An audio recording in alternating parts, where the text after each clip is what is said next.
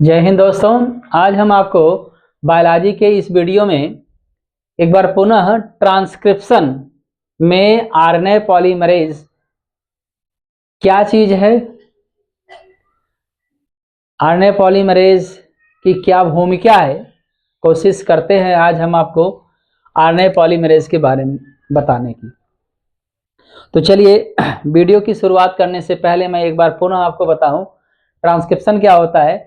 Transcription का मतलब होता है हमेशा डीएनए से आरएनए का निर्माण, डबल स्टैंडर्ड डीएनए से सिंगल स्टैंडर्ड आरएनए का निर्माण होना ही ट्रांसक्रिप्शन कहलाता है, अनुलेखन कहलाता है। तो चलिए, आरएनए पॉलीमरेज क्या होता है आज हम आपको बताते हैं। इसके बाद एक्चुअली होता क्या है, होना क्या है कि जब हम ट्रांसक्रिप्शन की क्रिया का पूरा वीडियो बनाएंगे तो ये थोड़ा थोड़ा ये जो शब्द है जैसे आरएनए पॉलीमरेज, टाटा बॉक्स और प्रिमनाउ बॉक्स वगैरह मैंने आपको बताया था। आज हम आपको ये बता रहे हैं जिससे कि जब पूरा वीडियो बताने लगे तो इसमें आपको दिक्कत ना हो कि ये क्या चीज़ है, इसका क्या रोल है। फिलहाल रोल के बारे में तो मैंने नहीं बताया, भूमिका के बारे में आज हम इसके बारे में बता रहे हैं। तो सबसे पहले हम आरएनए पॉलीमरेज के बारे में एक्सप्लेन करते हैं। तो चलिए, आरएनए पॉलीमरेज क्या है आप एक बार पुनः देख लीजिएगा। आरएनए पॉलीमरेज तो आपको बताएं, ये एंजाइम होता है, ये एक प्रकार का एंजाइम होता है जो आरएनए का निर्माण करता है, आरएनए को बनाता है। तो आरएनए को बनाने वाले एंजाइम को हम लोग आरएनए पॉलीमरेज बोलेंगे। और याद रहे, आरएनए की एक लंबी चेन बननी चाहिए। एक लंबी चेन बनाने के लिए इसी एंजाइम का प्रयोग किया जाता है। तो इसके पहले मैंने आपको बताया था कि एंजाइम हमेशा प्रोटीन से बनते हैं और प्रोटीन अमीनो एसिड से बनते हैं। तो बहुत सारे अमीनो एसिड आपस में पेप्टाइड बॉन्ड के माध्यम से जुड़ करके अमीनो एसिड की एक लंबी श्रृंखला बनाते हैं और इसी लंबी श्रृंखला को हम लोग पॉलीपेप्टाइड चेन कहते हैं। और ये पॉलीपेप्टाइड चेन एक प्रकार की प्रोटीन होती है। तो बात यहाँ ये है कि प्रोटीन से एंजाइम बनता है, एंजाइम से प्रोटीन नहीं बनता। प्रोटीन से क्या बनता है? एंजाइम। तो जितने भी एंजाइम होते हैं सभी प्रोटीन होते हैं, सभी एंजाइम प्रोटीन नहीं होते हैं। प्रोटीन से बनने वाला जो एंजाइम होता है, होता क्या है कि प्रोटीन से एंजाइम बनता है। तो एंजाइम जितने भी बनते हैं सभी प्रोटीन होते हैं, सभी एंजाइम प्रोटीन होते हैं, सभी प्रोटीन एंजाइम नहीं होते हैं, इसको आप याद रखिएगा। तो आज हम आपको केवल आरएनए पॉलीमरेज के बारे में बताएंगे। आरएनए पॉलीमरेज क्या होता है इसको आप ध्यान से आप विस्तार पूर्वक सुनिए और समझिए। तो एक्चुअली क्या होता है कि जैसे मान लीजिए, हम आपको थोड़ा सा इसको बताने से पहले थोड़ी सी जानकारी दें। जैसे मान लीजिए कि ये प्रोटीन है, सपोज दैट ये प्रोटीन का मॉलिक्यूल है और ये प्रोटीन का मॉलिक्यूल है। थोड़ा सा आपको इंडिकेट करेंगे, ज़्यादा समझ में आएगा। अगर ऐसी बातें हम नहीं करेंगे तो आपको थोड़ी दिक्कतें आएंगी, इसलिए मैं बता रहा हूँ। ये प्रोटीन का मॉलिक्यूल है, प्रोटीन का मॉलिक्यूल है। तो अब जैसे मान लीजिए कि ये मैं एमिनो एसिड बना रहा हूँ, सपोज दैट ये एमिनो एसिड है और ये एमिनो एसिड है, ये एमिनो एसिड है, ये एमिनो एसिड है। ये चार एमिनो एसिड पेप्टाइड बॉन्ड से मिलकर के एक प्रोटीन बना रहे हैं। एक छोटा सा प्रोटीन का मॉलिक्यूल बन गया। और मान लीजिए एमिनो एसिड है, ये amino acid amino acid amino acid है। इसमें ये 5 मॉलिक्यूल आपस में मिलकर के प्रोटीन बनाए हैं। और मान लीजिए कि ये सपोज दैट ये amino acid amino acid amino acid amino acid amino acid, मैं एमिनो एसिड के बहुत सारे मॉलिक्यूल ले रहा हूँ और इनको पेप्टाइड बॉन्ड के माध्यम से जोड़ करके, पेप्टाइड बॉन्ड के माध्यम से जोड़ करके एक लंबी चेन यहाँ पर एमिनो एसिड की बना दे रहे हैं और एक ले रहे हैं।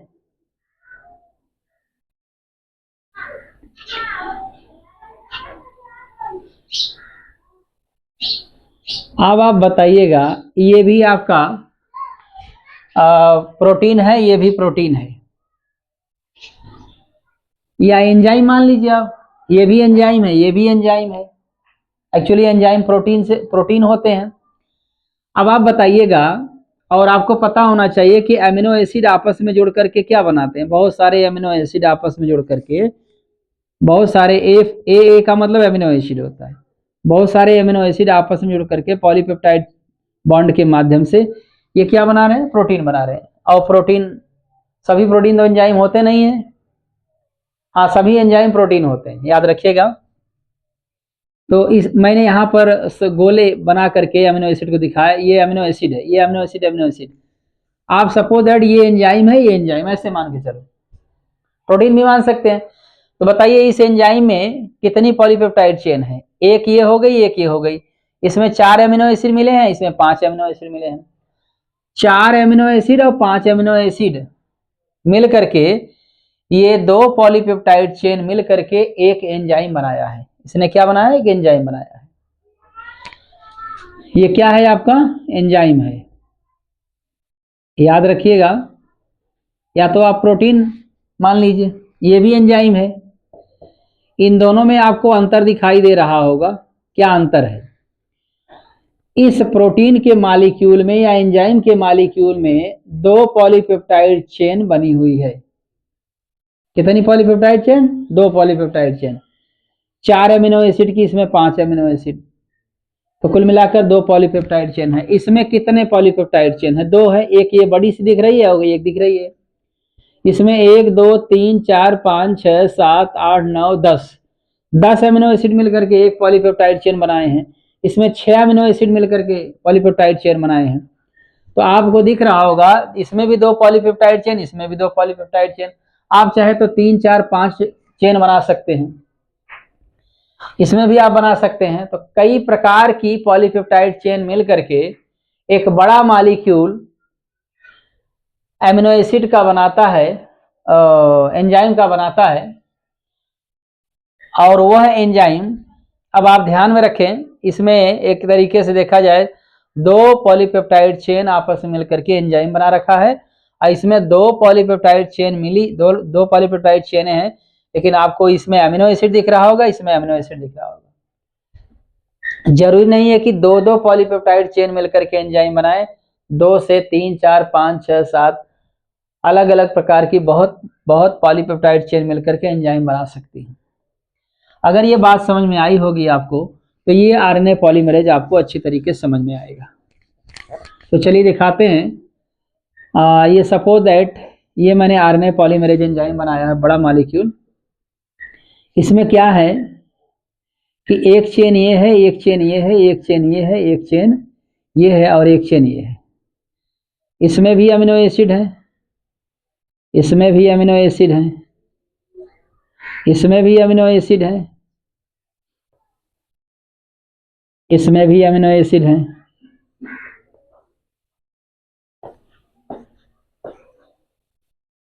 इसमें भी अमीनो एसिड है। तो आप देख रहे हैं अमीनो एसिड पॉलीपेप्टाइड चेन बनाई है, ये भी अमीनो एसिड पॉलीपेप्टाइड चेन बनाई, ये भी अमीनो एसिड पॉलीपेप्टाइड चेन, ये भी अमीनो एसिड पॉलीपेप्टाइड चेन, और ये भी अमीनो एसिड पॉलीपेप्टाइड चेन बनाई है। तो आप देख रहे हैं कि इस एंजाइम में, ये एंजाइम का मॉलिक्यूल है, प्रोटीन का मॉलिक्यूल है, इसमें कितनी पॉलीपेप्टाइड चेन है, 5 है। कितनी है, 5। 1 2 3 4 5 पॉलीपेप्टाइड चेन है। तो आरएनए पॉलीमरेज जो होता है, आरएनए पॉलीमरेज जो एंजाइम होता है, इस एंजाइम में 5 पॉलीपेप्टाइड चेन होती है। आप याद रखिएगा, इन पॉलीपेप्टाइड चेनों का नाम रखा गया है alpha, alpha dash, beta, beta dash, और एक और है गामा। कितनी polypeptide chain, 5। Alpha, alpha dash, beta, beta dash, और एक गामा, क्या सिग्मा कह सकते हैं, क्या कह सकते हैं, सिग्मा। और आपको बताएं, ये जो देख रहे हैं ये 4, ये इसका कोर भाग बनाती हैं। क्या भाग बनाती हैं, ये कोर पार्ट बनाती हैं। कोर का मतलब होता है, हमेशा याद रखिएगा, ये सेंट्रल पार्ट होता है। कोर पार्ट का मतलब सेंट्रल पार्ट। और इसको हम लोग, ये जो चेन है सिग्मा चेन, इसको हम लोग सिग्मा फैक्टर के नाम से जानते हैं। सिग्मा फैक्टर, सिग्मा फैक्टर के नाम से जानते हैं। सिग्मा फैक्टर ई आर रहना चाहिए, सिग्मा फैक्टर के नाम से जानते, सॉरी सिग्मा फैक्टर के नाम से जानते हैं। तो ई इसमें क्या है, जो सिग्मा फैक्टर होता है, सिग्मा फैक्टर ये तो कोर पार्ट हो गया, ये सिग्मा फैक्टर हो गया। ये करता क्या है, ये हमेशा जब ट्रांसक्रिप्शन की क्रिया होती है तो ट्रांसक्रिप्शन की क्रिया में 3' to 5' स्टैंड से आरएनए का निर्माण होता है। किसका निर्माण होता है, आरएनए का निर्माण होता है। तो उसमें क्या करता है, 3' 5' इंड में ये सिग्मा डैश हमेशा उस इंड को कट करता है, उस इंड को क्या करता है, उस स्टैंड को कट करता है। कहाँ कट करेगा, कहाँ पर कट करेगा ये हम आपको बताएंगे। लेकिन एक सपोज दैट मान लीजिए, ये सपोज दैट आपका ये डबल स्टैंडर्ड डीएनए है 3' to 5' और ये 5' to 3' इंड, ये डबल स्टैंडर्ड डीएनए है। तो इसमें क्या करता है, ये आरएनए पॉलीमरेज का ये सिग्मा फैक्टर क्या करता है, प्रिब नाउ बॉक्स और टाटा बॉक्स को पहचान करके, प्रिब नाउ बॉक्स और टाटा बॉक्स को पहचान करके उसमें 10 नाइट्रोजन बेस पेयर और 20 नाइट्रोजन बेस पेयर के जस्ट बाद 3' to 5' इंड पर की सीध में कट करता है वो 3' to 5'। जैसे मैं आपको बताऊं, थोड़ा सा इसको मिटा दे रहे हैं तो आपको ज़्यादा समझ में आएगा। चलिए पूरी बात बताते हैं, इसकी क्या भूमिका है। मान लीजिए मैं प्रोकैरियोटिक कोशिका के डीएनए की बात कर रहा हूँ, प्रोकैरियोटिक कोशिका के डीएनए की बात कर रहा हूँ। ये मान लीजिए यहाँ पर टी है, यहाँ पर ए है, टी है, ए है, इसके बाद ए टी, यहाँ पर ए होना चाहिए, यहाँ पर टी होना चाहिए, यहाँ पर ए होना चाहिए, यहाँ पर टी होना चाहिए, यहाँ पर टी होना चाहिए, यहाँ पर ए होना चाहिए। ये डबल बॉन्ड बनेगा इसके बीच, इसके बीच भी डबल बॉन्ड बनेगा, इसके बीच भी डबल बॉन्ड बनेगा, इसके बीच भी डबल बॉन्ड बनेगा, इसके बीच भी डबल बॉन्ड बनेगा, इसके बीच भी डबल बॉन्ड बनेगा। इसके बाद यहाँ भी बॉन्ड बना हुआ है, suppose triple bond, double bond, triple bond और ये डबल बॉन्ड और फिर ट्रिपल बॉन्ड, फिर डबल बॉन्ड, फिर ट्रिपल बॉन्ड, फिर डबल बॉन्ड। ये हाइड्रोजन बॉन्ड है, इसको आप याद रखिए।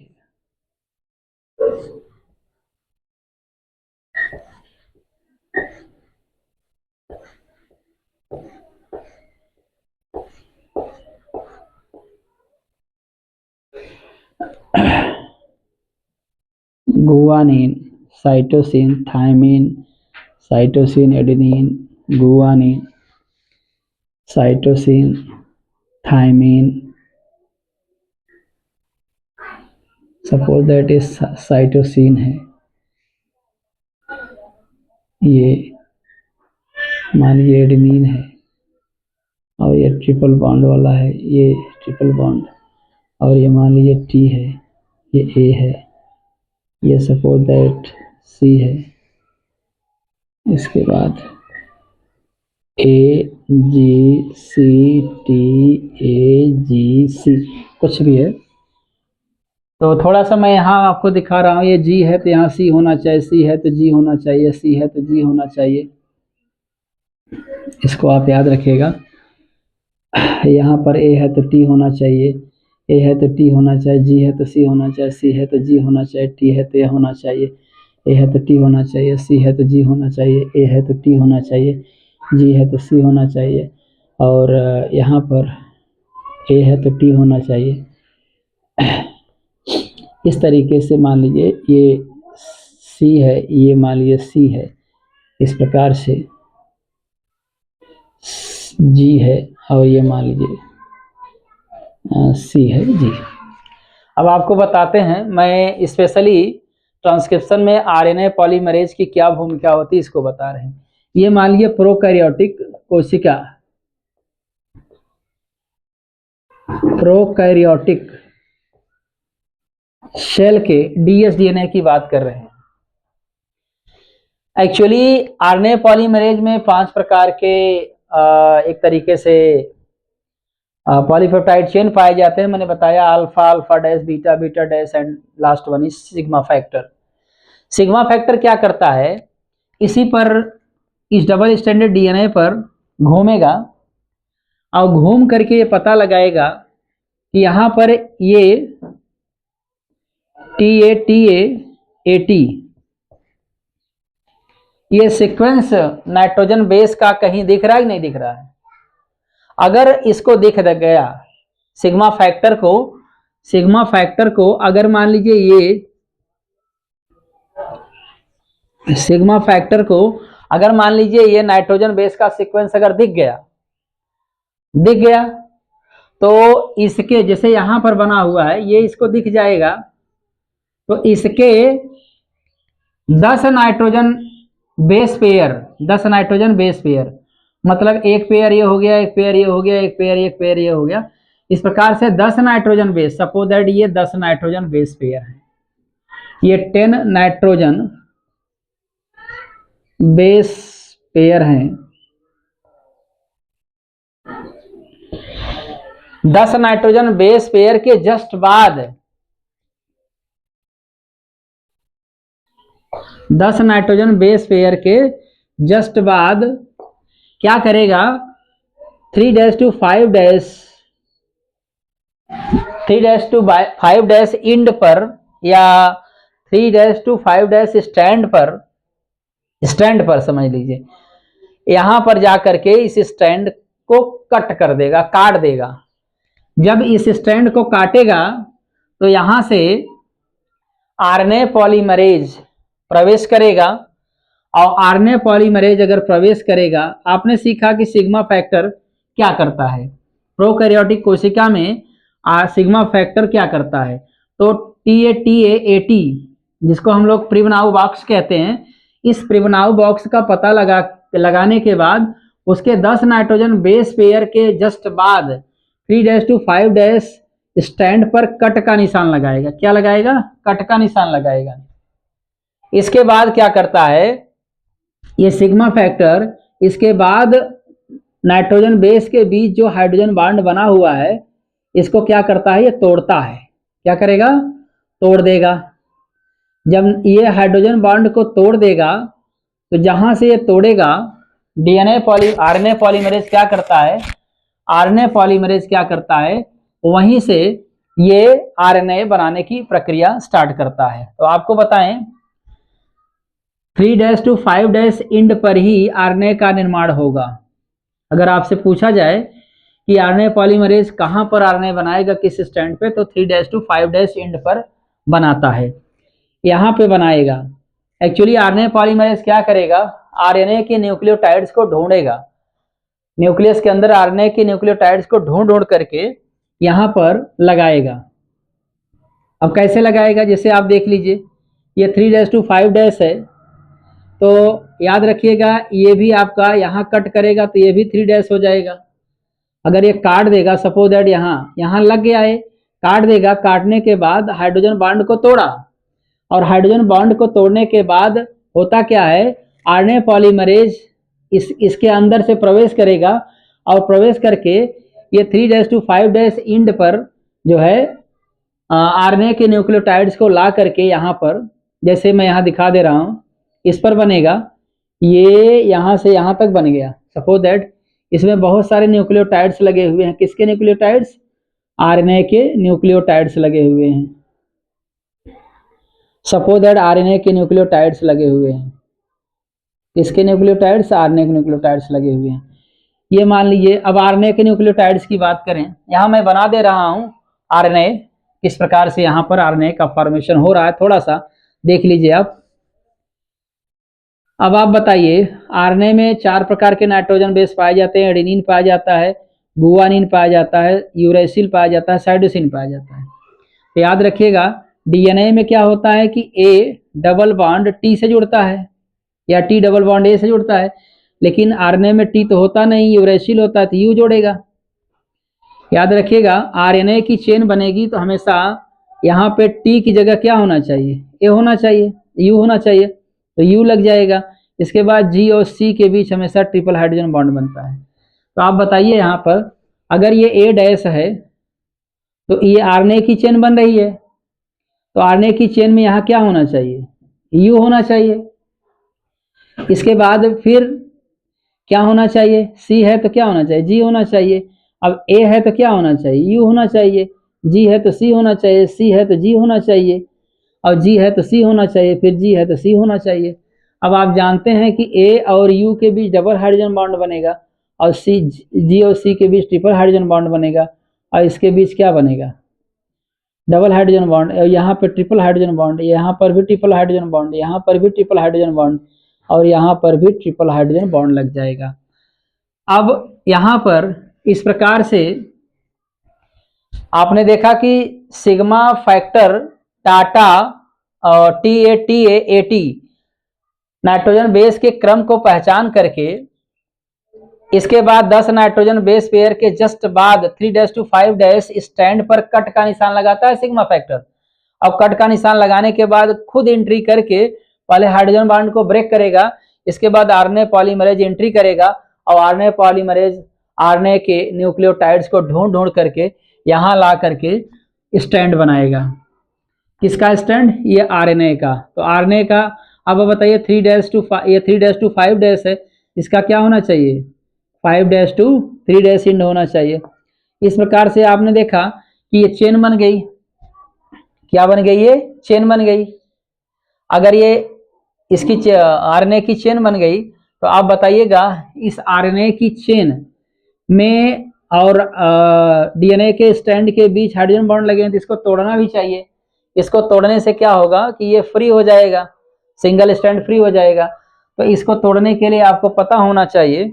फिर आरएनए पॉलीमरेज क्या करेगा, सिग्मा फैक्टर की सहायता से इस हाइड्रोजन बॉन्ड को फिर ब्रेक करेगा, और क्योंकि एंट्री किया है अंदर आरएनए पॉलीमरेज सिग्मा फैक्टर को लेकर, उसमें सिग्मा फैक्टर खुद है, तो ये बॉन्ड को तोड़ करके इस स्टैंड को फ्री कर देगा। अब ये स्टैंड बाहर आ जाएगा, ये स्टैंड यहां से हट जाएगा। अब आप बताइएगा, स्टैंड हट गया,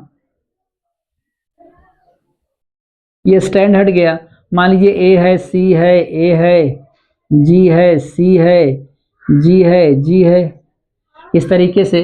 अरे यार क्या लग गया, एक सेकंड के लिए। ये यू है, ये जी है, यू है, सी है, जी है, सी है, सी है, ये 5-3। इस प्रकार से जो mRNA बनता है, ये रियली में देखा जाए तो mRNA, मान लीजिए इसको mRNA मान लीजिए, क्या मानेंगे आप, mRNA। तो ये आपका mRNA नहीं है, अभी इसमें कुछ करेक्शन होगा तब जा करके ये mRNA बनेगा। इसको हम लोग कहते हैं AHN-RNA। क्या बोलेंगे, AHN-RNA, हेट्रोन्यूक्लियस आरएनए। हेट्रोन्यूक्लियस आरएनए में होता क्या है कि ये ट्रिपलेट कोडान, तीन नाइट्रोजन बेस का ग्रुप रहेगा mRNA पर। mRNA नहीं है, ये अस्थायी है, ध्यान में रखिएगा। ये ट्रिपलेट नाइट्रोजन बेसेस लगे हुए हैं, ट्रिपलेट नाइट्रोजन बेस लगे हैं, लेकिन इसमें क्या है कि एक्सॉन और इंट्रॉन यहाँ पर जीन है जो कुछ क्रियाशील है और कुछ क्रियाशील नहीं है। इस पर जो है कुछ क्रियाशील भी जीन लगे हैं, कुछ अक्रियाशील भी जीन लगे, माने क्रियाशील नहीं है। क्रियाशील वाले को एक्सॉन कहते हैं, न क्रियाशील जो क्रियाशील नहीं है उनको इंट्रॉन कहते हैं। तो इंट्रॉन एक्सॉन लगे हुए हैं। इसमें से हम इंट्रॉन को जब हटा देंगे ना, इंट्रॉन को जब हटा देंगे, इसके बाद कैपिंग और टेलिंग की प्रक्रिया, लास्ट में स्प्लाइसिंग की प्रक्रिया करके आपको mRNA बना देंगे। तो आप इस प्रकार से आपने देखा कि ट्रांसक्रिप्शन में आरएनए पॉलीमरेज के बात करें सिग्मा फैक्टर की तो किस प्रकार से काम करता है। एक बात और बताएं आपको, अब अगर हम यूकैरियोटिक इसको मान लें, क्या मान लें इसको, यूकैरियोटिक, अगर यूकैरियोटिक सेल मान लें हम इसको, तो अब आप ध्यान में रखिएगा यहाँ पर जो टी ए या टी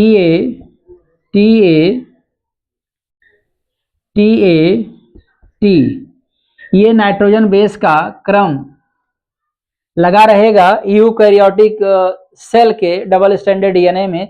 अगर नाइट्रोजन बेस का ये क्रम दिखाई दे रहा है तो इस क्रम के कुल मिलाकर ये कितने हैं, 7 हैं, 7 7 14, यानी 7 नाइट्रोजन बेस पेयर चाहे ये 3' to 5' इंड पर अगर दिखाई दे रहा है तो उसके जस्ट बाद 20 नाइट्रोजन बेस। अब यहां पर अगर हम बात करें तो ये 20 नाइट्रोजन बेस पेयर, मान लीजिए हम इसको थोड़ा सा TA और इसको मान ले रहे हैं AAA, सपोज दैट यहाँ पे मान लीजिए लगा हुआ है और ये इस प्रकार से मान लीजिए TA AAA या TA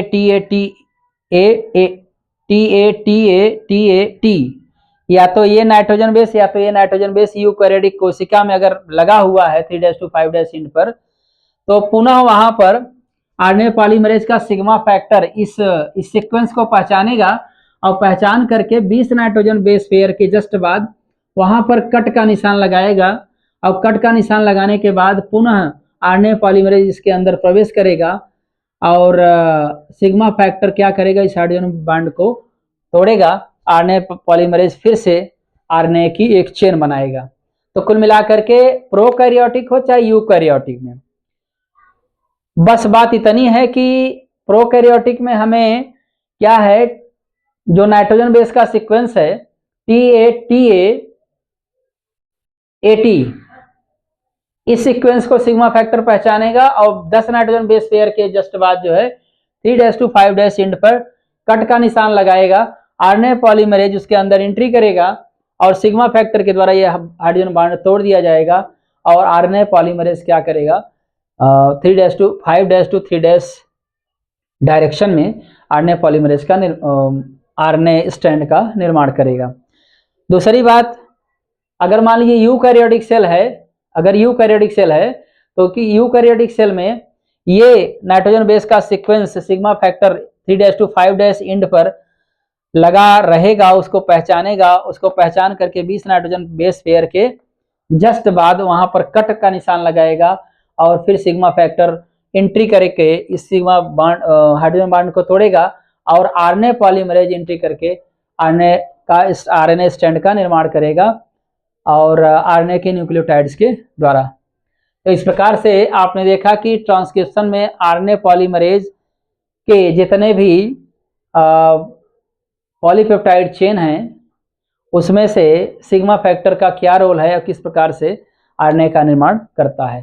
तो उम्मीद करते हैं दोस्तों ये वीडियो आपको पसंद आया होगा। अगले वीडियो में आपसे फिर मिलेंगे, तब तक के लिए धन्यवाद।